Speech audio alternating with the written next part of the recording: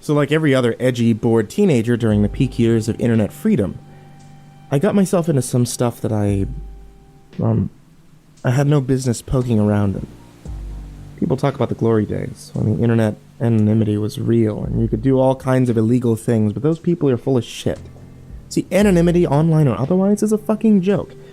I learned that the hard way, the summer that I graduated from high school. I was held back in the 3rd grade after a really serious illness kept me hospitalized for almost 6 months. So my friends graduated the year before me. My senior year sucked. I was alone. It was too late to make new friends. So I skipped a lot of classes, spent a lot of my time online playing games and talking to my friends through AIM. That was actually a really dark period of my life that I try not to think about too much. And because I haven't really tried to repeat my deep web exploration, I've forgotten a lot of the stuff I did. I do remember, though, that it was my friend Brian who got me into deep web stuff. See, we were all obsessed with 4chan, B specifically, and Anon had taught me how to use Tor safely. He'd been mentioning it for a while, and I got curious, and I asked him about it, and he made it sound like a utopia for people like us who were tech-savvy and, nerdy. You could find anything. Any porn you could imagine was yours for the viewing. There was sites offering drugs which you could purchase and have delivered anywhere in the world. He'd been a part of a few raids too, and I'll admit, it all sounded like a lot of fun. So I downloaded Tor. He taught me how to access the hidden wiki and some other neat sites. It ended up taking over my life. It was like being a kid in a candy store. Suddenly I had access to unlimited movies, games, porn, information of all kinds. I stayed away from the really nasty sites like the Violent Desires and anything that had the slightest hint of, Of course, it's impossible to avoid that kind of thing down there. I guess I saw a fair share. If I'm being honest, it never bothered me much. They did all the very graphic gore. I'm not ill-adjusted or anything. I made it a point to report what I could and move on, but I guess it never really stuck with me. After the school year ended, I had 3 months to pass before going off to college, and I basically became a shut-in. Yeah, I spent almost all of my time hopping from site to site, seeing what was down there. And most of it was just backdoors to existing sites, but it was still fun to fuck around with things and be a general asshole. I still talk to my friends, but they moved on to WoW, and Brian in particular spent less time on the deep web than I did.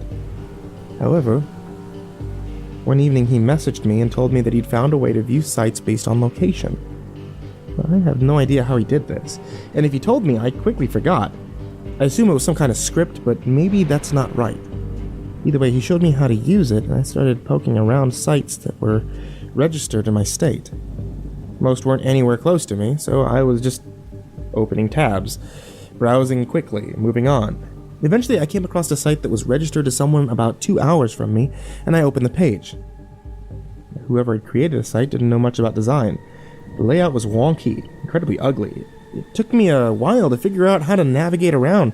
The links were the same color as the background, which was just a black screen with the words #1 devotee repeated over and over and over.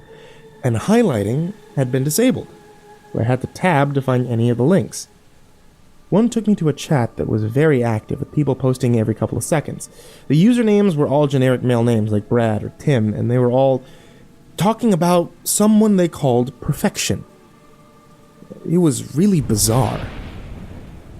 I read the chat for a while, and literally all anyone talked about was how amazing Perfection was and how they admired everything he did. I wondered if I'd come across some kind of weird community that idolized a celebrity. It made me laugh a little, so I kept poking around while keeping the chat open in a separate window. One link led to a bunch of sound clips that were around 30 seconds in length. After listening to a few, I realized they were all just random sounds. Car doors shutting, a toilet flushing, sound of a man clearing his throat, typing. One was of a terrible quality, but I could make out like a baby fussing. Holy shit, these people were really dedicated. I imagine one of those members creeping up to the house of, whoever it was they were obsessed with, and recording any sound they could and bringing it back to the community like a treasure. I tried to figure out who Perfection was, but it was strange. His real name was never mentioned anywhere I looked. Another link took me to some kind of digital archive that contained file downloads. Warily, I clicked on one and downloaded it. It opened up a document that was almost 500 pages long and seemed to be some kind of novel about growing up with perfection. I only scanned it, but the general gist seems to be that perfection and the narrator were obsessed with each other. It read like an awful fanfiction. I closed it and I downloaded another file. Now this one contained what looked like a hand-drawn blueprint of a house, with the rooms labeled things like our studio and second kitchen for quarantined food. The later struck me because, see, I'm a celiac, and I know all about quarantined food. Whoever it was had the same kind of allergy. Other documents contained inventories of strange items like Q-tips, clean and dirty, fruit rinds, cups, bits of fabric, used tissues. I was starting to get really skeeved out. Whoever these people were, they took their obsession a little too seriously for my taste. There was even a forum dedicated to perfection, which had thousands of threads and even more replies, all having to do with this person. It was overwhelming in a way. As I opened another link which led me to a gallery of photos, I checked the chat and found to my surprise that it had stopped completely. No new messages had been posted in at least 5 minutes, and I felt a pang of paranoia. Did they know I was here? Would they be angry? I typed a quick hello, just browsing, don't mind me, in the chat box. I went back to the gallery. A little ding signaled a reply, but I ignored it and waited for the first image to load. It was a very grainy shot of a woman with a baby. They were exiting a hospital. The woman in a wheelchair. She looked down into the baby's face as the nurse pushed her towards the curb. The woman was familiar, but I couldn't place her. And the photo was of such poor quality that it was impossible to make out any defining features. The next photo showed the same woman and child playing in the living room. The baby was on its back, reaching up towards a hanging toy. Every photo I opened was of the woman and baby, but I noticed that as the series went on, the baby began to age, and the woman was featured less and less. Some of the photos were incredibly strange. See, some were zoomed in on items the child was holding, almost to the point of being completely out of focus. Others were footprints, with broken branches. One was of a used potty chair, almost like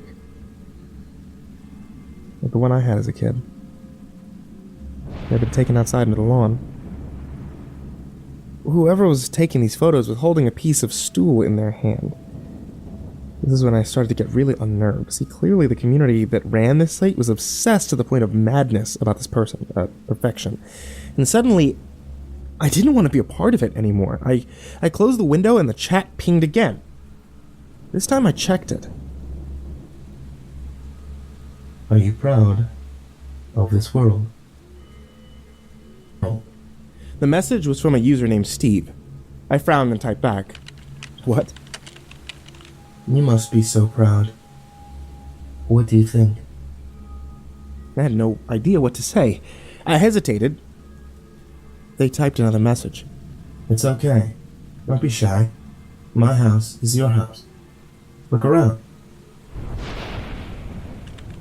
It's something. You guys are really obsessed with this guy. There was a brief pause. Who is he anyway? Another user replied to me this time, someone named Bob. He is perfection. He is God. I live my life to serve him, so that one day he may grace me with his approval. This world is far too filthy for him. I must continue to create our utopia. Well, these people are fucking crazy. Clearly, I'd stumbled on some kind of community of superfans, and I felt a little angry.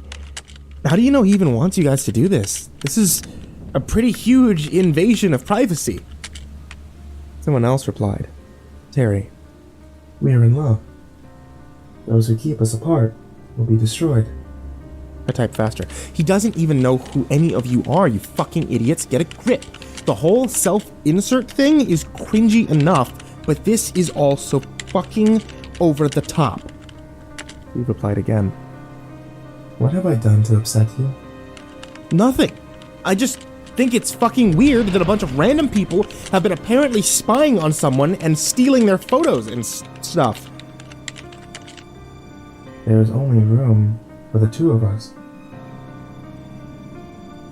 The message caught me off guard, but before I could reply, every user I'd been talking to replied simultaneously. Are you proud of me? Are you proud of me? Are you proud of me? Are you proud of me? Are you proud of me? I felt a weird wiggling in my gut. Something was wrong. Does this house suit your needs?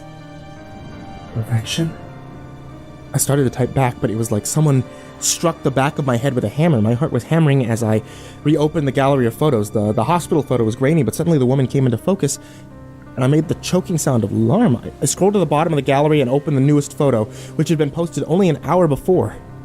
It was of a closed door in a hallway, light seeping under the door and illuminating the walls just enough to see my framed Batman poster and the distinctive paint smeared above the doorknob where I had brushed a wet paint roller by mistake a few years before.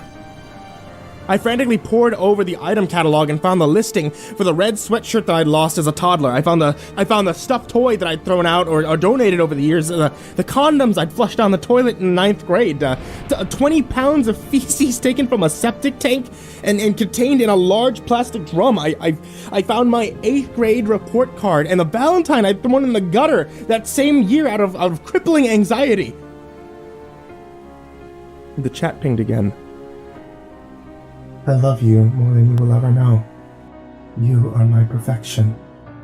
I sat numbly as messages began spamming the chat, all from different users. I love you. Perfection. You are God. My Lord. God. I love you. I'll never leave you. Perfection. I love you. Perfection. I'll never leave you. Perfection. My Lord and Savior. I love you. Perfection. My Lord and Savior. I never leave you. I love you. Perfection. You are my perfection. I love you more than you will ever know. Perfection. I ripped the power cord out of the wall, and I flew out of my chair. I closed every curtain in the house. I locked every door. I opened every cupboard and closet, and I looked under every piece of furniture until I was sure I was alone. And then I curled up under a blanket in the farthest, darkest corner of my closet, and I went to sleep out of some kind of shock response. When I woke up, I took my computer apart. I buried it in the woods behind my house. I told my parents that it had suffered a fatal short circuit and had caught fire.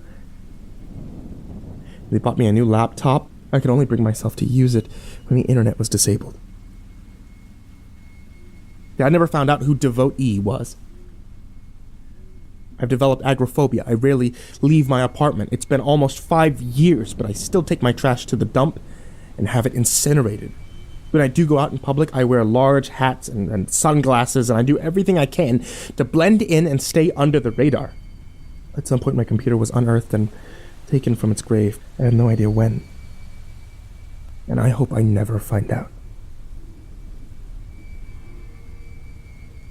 And I still panic whenever things around the house go missing.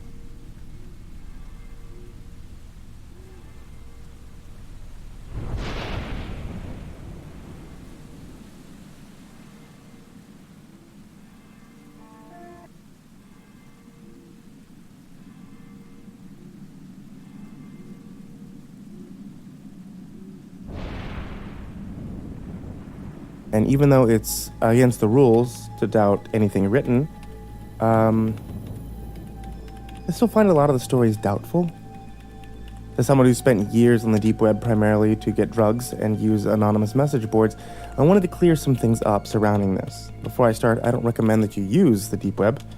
Even if you find some sites that work, most of the more well-known ones are either inactive or shut down.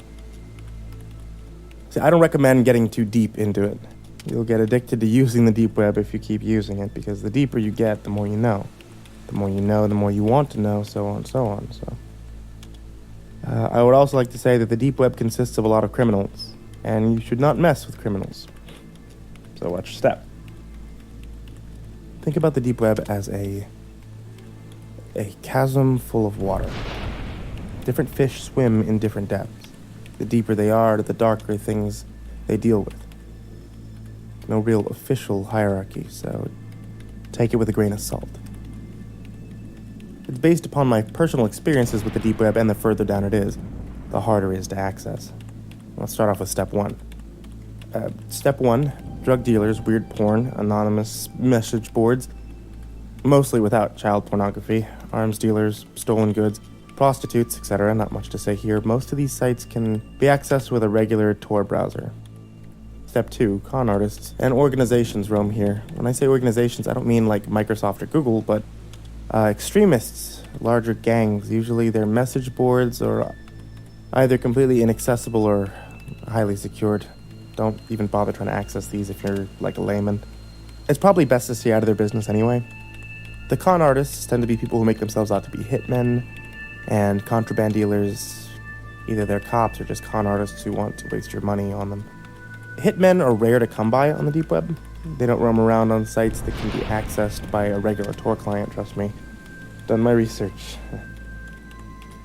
Step 3, light kid porn message boards, gore sites. This is where you should definitely just fuck off. Don't go there. From what I saw, there's less abuse.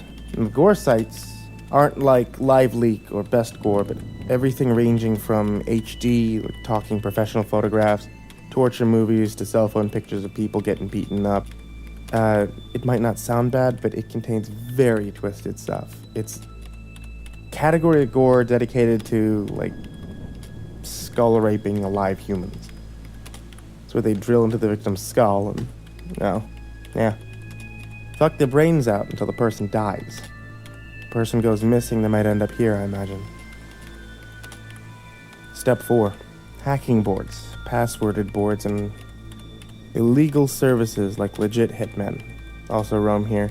So this is where you are very careful. Hacking boards are usually pretty locked, but the more open ones tend to discuss how to create effective malware, good hacking software.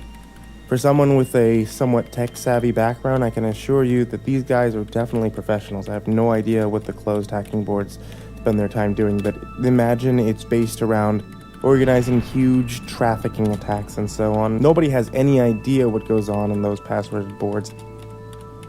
The hitmen are here, very obscene, very strict, so if you want to place a hit on someone, you do it exactly like you tell them to. And if you don't, they won't do it. Step 5. No, this place really takes the cake. It's nearly impossible to access for laymen, and I won't tell you how to do it. It doesn't use .onion addresses, and I'll say that other people from this subreddit have been there, apparently. Don't trust that they're just regular people. There are streaming sites, similar to Twitch.tv, however much laggier and way simpler layouts, dedicated to abusing people and animals in strange ways. Most of the rooms that I've been in there have been relatively cheap, pay like $50 to $100, to have people tortured your way. The layout's pretty easy to navigate. You click on a stream, you can pay to have it done. There's 2-minute stream delays, since it obviously goes through a lot of security to avoid getting busted, like regular streaming sites. There's also popular streamers. Guys cost a whole lot more, but they also use higher quality gear and do more specific tasks. For example, there was a kid around the age of 5, I'd say, got his eyeballs cauterized with a blowtorch for about $2,000. Usually it isn't that expensive, but children don't grow on trees, so the streamers have to charge more for permanent damage. There's a website called Paul's Pressure Tank. The actual URL is different, so don't bother trying, whose name I will not mention due to safety reasons. He created a pressure tank from scratch. It has a lot of features, the obvious one being manipulating pressure, but it can heat up, sort of like a brazen bull. For those who don't know what a brazen bull is, it's like a bowl made from brass with a hatch on top, and the victim is thrown into it and the bull is heated up. The person is then roasted to death inside the tank. There's a camera, and for a rather large amount of money, like 2 to 5 bitcoins, you can have a person, teenager, adult, or oldie, no discrimination, killed in exactly your way. I don't know what it's capable of, but after seeing a person being roasted alive and another killed due to high pressure, I'm not interested in seeing more. Allegedly, And there's sprinklers that can fill the tank with liquid of your choice, acid, hot water, piss, anything. I'm not sure if that's true. It is only a microscopic part of the deep web, and there is much more to see, and much more that I could tell you. I don't want to say more at this moment, since it's already very risky of me to post this on a public site. It isn't exactly a sea of people using these sites, and I would be very easy to find if it wasn't due to the fact that I'm hiding behind a proxy. So, I'll just leave this here. And I hope I cleared some things up. Now, this isn't my main account, so maybe you'll meet me somewhere else.